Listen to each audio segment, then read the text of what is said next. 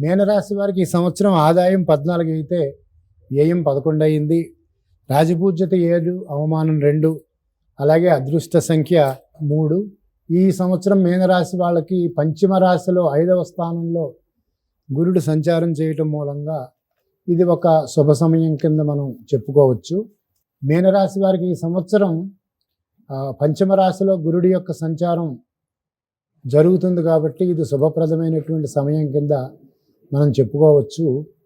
అర్ధలాభం తదైశ్వర్యం స్వకర్మ రతిహర్షితం అన్నారు కాబట్టి 5వ రాశిలో సంచరిస్తున్నటువంటి గురుడు ధనలాభాన్ని కలిగిస్తాడు. స్వయంగా చేపట్టినటువంటి పనులు అనుకూలించేటువంటి అవకాశం ఉంది.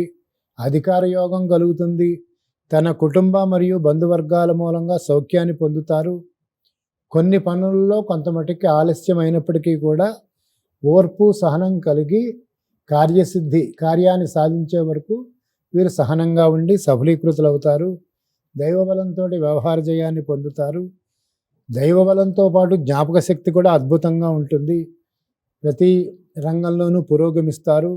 మీనరాశి వారు మంచి ఖ్యాతి గడించేటువంటి సంతానాన్ని పొందేటువంటి అవకాశం ఉంది. పుత్ర సంతాన యోగం కలుగుతుంది. కుటుంబ వృద్ధి అవుతుంది. అనవసరమైనటువంటి ఖర్చులని, విదేశీ ప్రయాణాలను కూడా వీరు చేయవలసి వస్తుంది. డిసెంబర్ నుండి అన్ని రకాల ఆరోపణలు తొలగి అనుకూలమైన కాలంగా పరిగణింపబడుతోంది. విద్యార్థులకు విజయాలు వస్తాయి. రైతులకైతే 2 పంటలు కలిసి వస్తాయి. ఈ మీనరాశిలో ఉండేటువంటి పరిశోధన రంగం వారు కొత్త విషయాలని కనుగొనడం జరుగుతుంది.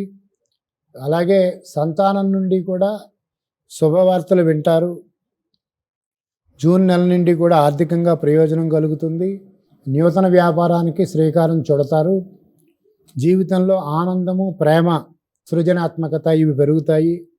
నవ్యనూతనమైనటువంటి ఆలోచనలు చేసి కొత్త శక్తితోటి వీళ్ళు ముందుకి పురోగమిస్తారు. సృజనాత్మకతకి గుర్తింపు వచ్చి గణనీయమైనటువంటి అవార్డులు వస్తాయి. స్టాక్ మార్కెట్ లాభాలు కూడా వస్తాయి వీరికి.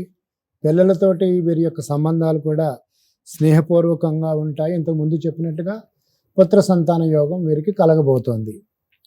ఈ సంవత్సరం మీనరాశి వారు ప్రార్థించవలసినటువంటి దైవం ఆంజనేయ స్వామి. ఈ విధంగా మేషాది ద్వాదశ రాశుల వారికి ముఖ్యమైనటువంటి ఈ ఫలితాలు ఈ విధంగా గోచరిస్తున్నాయి.